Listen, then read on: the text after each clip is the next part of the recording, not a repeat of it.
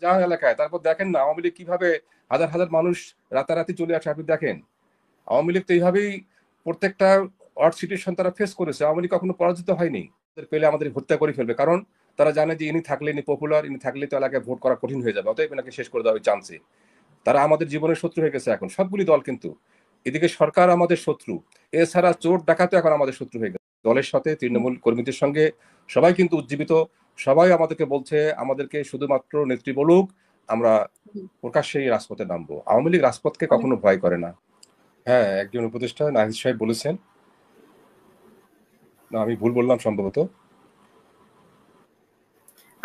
যাই হোক তিনি যেটা বলেছেন সেটা, হ্যাঁ ঠিক বলেছেন কথাটা। উনি যেটা বলেছেন সেটা হলো যে যদি তারা ভুল স্বীকার করে তাহলে স্থানীয় সরকার নির্বাচনে তারা অংশগ্রহণ করতে পারে, অর্থাৎ জাতীয় নির্বাচনে তারা অংশগ্রহণ করার যোগ্যতা অর্জন করতে পারে।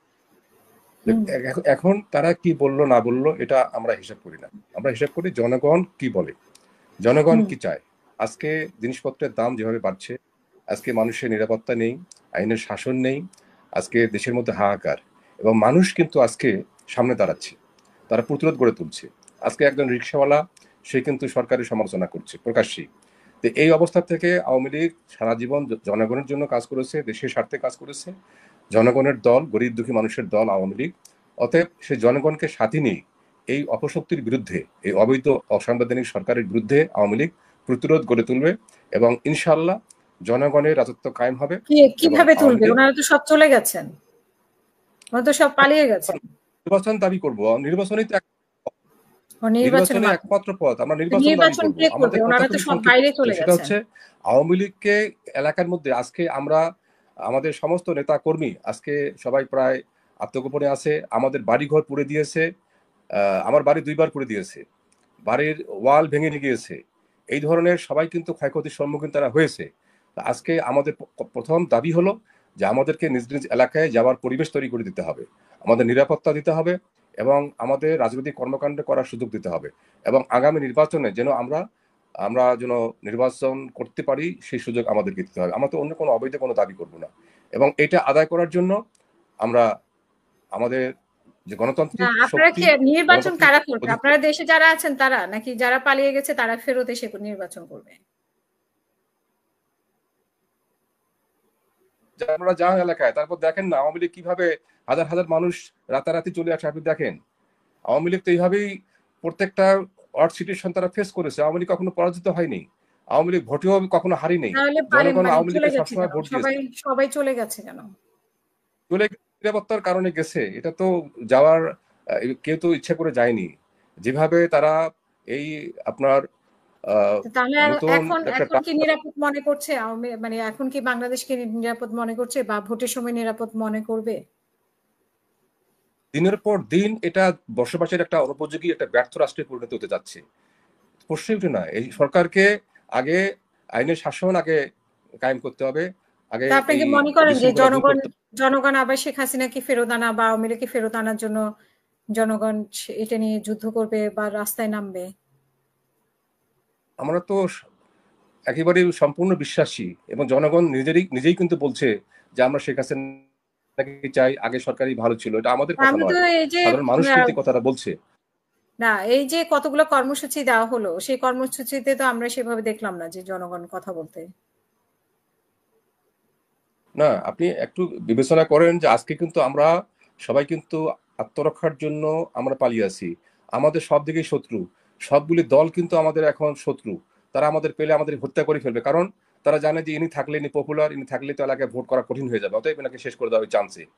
তারা আমাদের জীবনের শত্রু হয়ে গেছে এখন সবগুলি দল, কিন্তু এদিকে সরকার আমাদের শত্রু, এছাড়া চোর ডাকাতও এখন আমাদের শত্রু হয়ে গেছে। কারণ কে কাকে কিভাবে মেরে ফেলবে, কোনো কারণে হোক, রাজনৈতিক কারণে হোক, এরকম একটা অনিশ্চয়তার মধ্যে কিন্তু আমরা আছি।